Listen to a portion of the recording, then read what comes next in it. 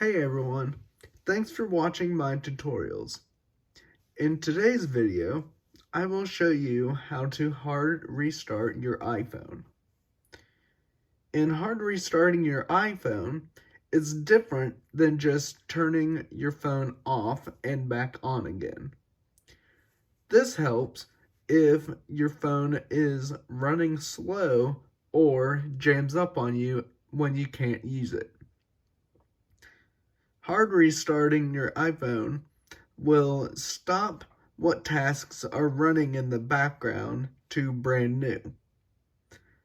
After this, your iPhone should work properly again.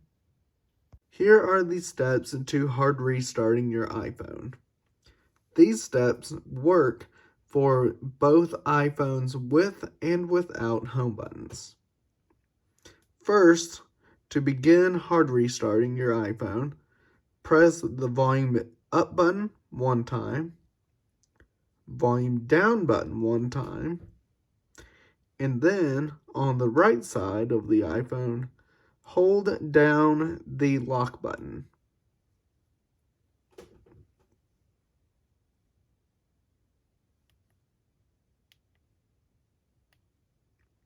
This will begin your hard restarting method.